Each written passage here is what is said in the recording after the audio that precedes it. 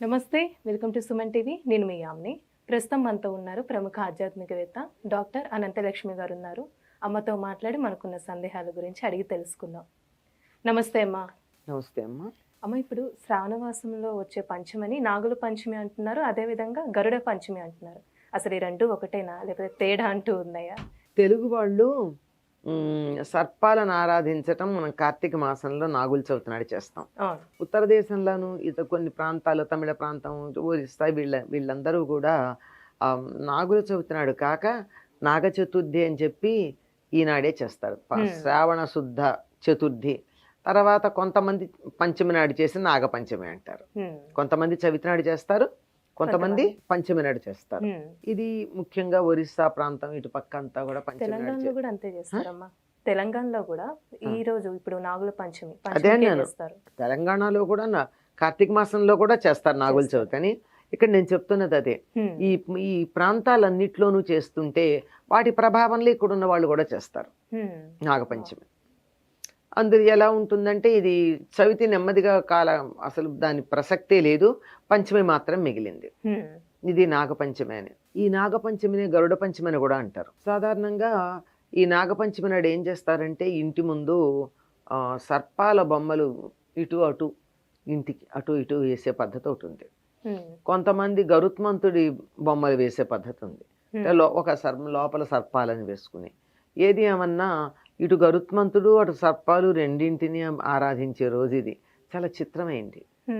ఎందుకు అంటే గరుత్మంతుడి పాములని తినవచ్చు అని అనుమతి ఉంది. గరుత్మంతుడి ఆహారం పాములే. మరి అటువంటి పాములను ఆరాధించే రోజే గరుత్మంతుడు కూడా ఆరాధించటం ఏమిటి? అదే కదా. దీనికన్నా అందుకే ఇప్పుడు నాగదేవతను ఆరాధించటం అంత శాస్త్రీయం కాదని కొంతమంది అంటారు. కానీ ఇది కూడా సరే. ఎందుకంటే పంట పొలాలలో పనులు తీవ్రతరం అవుతున్న సమయం ఇది. ఇట్లాంటప్పుడు పొలాల్లో పనులు చేస్తూ అక్కడున్న పాముల్ని వాటిని తరివేయడమో చంపడమో చేయడం, లేదా అబ్బే పారిపోయి వచ్చి జనావాసాల్లోకి రావడం జరుగుతూ ఉంటుంది ఈ సమయంలో. కనుక వాటిని ప్రకృతిలో భాగంగా చూసి దైవ స్వరూపాలుగా భావించి పూజించటం కనుక మొదలుపెట్టినట్టయితే వాడిని చంపటం అన్నది ఉండదు. అందువల్ల ఆ పొలాల్లోంచి బయటికి తరవబడుతూ ఉంటాయని వాటిని జాగ్రత్తగా చూసుకోమని చెప్పేది. కానీ దీన్ని గరుడ పంచమిగా కూడా చేస్తారు. ఈ గరుడ పంచమికి సంబంధించింది ఏమిటంటే, ఈనాడు ఎవరైతే గరుడ పంచమి వ్రతాన్ని చేస్తారో వారికి బలిష్టమైనటువంటి సంతానం కలుగుతుంది. వ్రతం కూడా ఉంటుందమ్మా. వ్రతం అంటే పూజే. ఈనాడు ఏం చేయాలి అంటే సాక్షాత్తు విష్ణువునే గరుత్మంతుడిగా భావించి చేయాలి. అంటే గరుడారూఢుడైనటువంటి విష్ణుమూర్తిని, గరుత్మంతుడి మీద ఉన్నటువంటి విష్ణుమూర్తిని ఎందుకు ఇవాళ ప్రత్యేకంగా చేస్తారు అంటే, గరుత్మంతుడు చేసిన మామూలు విషయం కాదు.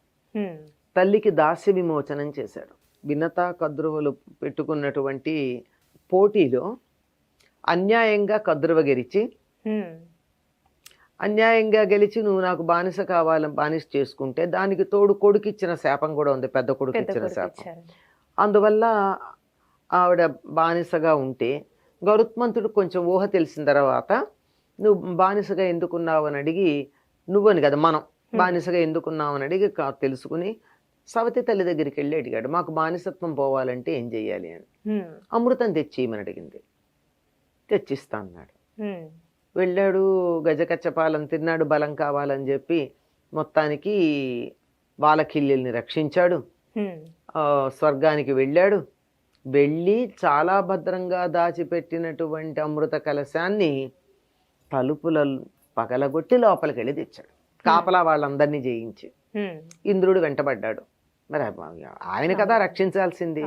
వజ్రాయుధం వేస్తే వజ్రాయుధం మీద గౌరవంతో నా ఒక ఈకని నువ్వు కొట్టేసేయి అన్నాడు. ఒక ఈక. అందుకే అన్న నా ఈక తీయలేవంటూ ఉంటారు చూడండి మన వాళ్ళు. అంటే అంత బలం ఉందన్నమాట. అట్లా వచ్చి అమృతం ఇచ్చాడు కదా. అప్పుడు ఇంద్రుడు ఎప్పుడైతే వజ్రాయుధం పనిచేయలేదో, ఎట్లాగయ్యా అమృతం పట్టుకెళ్తున్నావు, అందరికి ఇవ్వకూడదు కదా అంటే, నేను తెచ్చిస్తానన్నా అంతే, తీసుకెళ్ళి అక్కడ పెడతా, నువ్వు తీసుకెళ్ళిపో అన్నాడు. తీసుకెళ్ళి వాళ్ళ దగ్గరకు వస్తుంది, మీరంతా ఇది మంచిది కదా, స్నానం చేసి ఆచమనం చేసి వచ్చి పవిత్రంగా తీసుకోండి అని చెప్పి దర్భాల మీద పెట్టాడు. వాళ్ళు వచ్చే లోపల ఇంద్రుడు అమృతం తీసుకెళ్ళిపోయాడు. తెచ్చిస్తా అన్నారు కానీ తెచ్చిస్తా అన్నాడు, తెచ్చిచ్చాడు. కద్రువా ఉపయోగించారు. చూస్తుంది అంటే మా దాస్యం పోయింది కదా, పోయింది అంతే. అయితే అంటే బలము తెలివి రెండు ఉన్నవాడు గరుత్మంతుడు. తల్లికి దాస్య విమోచనం చేశాడు గనక గరుత్మంతుణ్ణి విష్ణుమూర్తి తన వాహనంగా చేసుకున్నాడు. అతడికి బలం ఒక్కటే ఉండడం కాదండి, తల్లి మీద గౌరవం, సందర్భానుసారంగా తెలివిని ప్రదర్శించటం, ఇవన్నీ కలిగి ఉన్నాడు. కనుక ఎవరైతే ఈనాడు గరుత్మంతుడిని పూజిస్తారో, గరుత్మంతుడికి ప్రత్యేకమైన పూజనేం కాదు, విష్ణువునే, అందులో గరుడారూఢుడైనటువంటి విష్ణువుని, లక్ష్మీ సహితుడై ఉన్నవాడిని వాళ్ళ పూజించినట్టయితే, వీలైతే ఈ కథ విన్నట్టయితే వారికి మంచి సంతానం కలుగుతుంది. ఇప్పటికే సంతానం కలిగి ఉందనుకో, వాళ్ళు కాదు, వాళ్ళు బుద్ధిమంతులై తల్లి మీద భక్తి కలిగిన వాళ్ళు అవుతారు.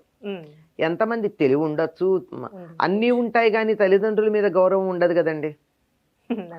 అట్లా కాకుండా మాతృభక్తి కలిగినటువంటి వాళ్ళు అవుతారు అని చెప్తారు ఈనాడు చేయవలసింది. దీనికి ప్రత్యేకంగా చేసేది అంటే పంచమే అంటారు గనక నాగుపాముల సింబలు వేస్తారు.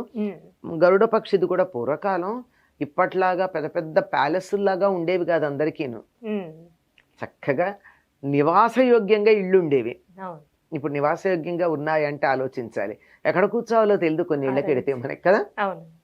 అట్లా కాకుండా ఆ ఉన్న ఇళ్ళకి ఈ బయట ఒకవైపు తలుపుకి సింహద్వారానికి ఒకవైపు గరుడ పక్షి బొమ్మ, అంటే పక్షిలాగా ఇటు పక్క జంట నాగులు వేసేటటువంటి పద్ధతి. కొంతమంది ఆ పుట్టమని తీసుకొచ్చి ఇట్లా ఇంటి ముందు వేస్తారు బొమ్మ టైప్ లో, కొంతమంది అట్లా కూడా చేస్తారు.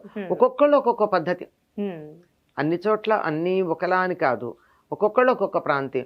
ఇంకా దీనికి సంబంధించి ఒరిస్సా ప్రాంతంలో అయితే ఏవో కథలు కూడా ఉన్నాయి.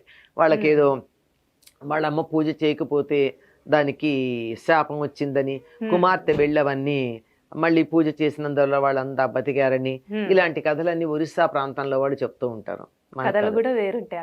చాలా చాలా చాలా ఉంటాయమ్మా, చాలా తేడాలు ఉంటాయి. చాలా చక్కగా తెలియజేస్తారమ్మా, ధన్యవాదాలు.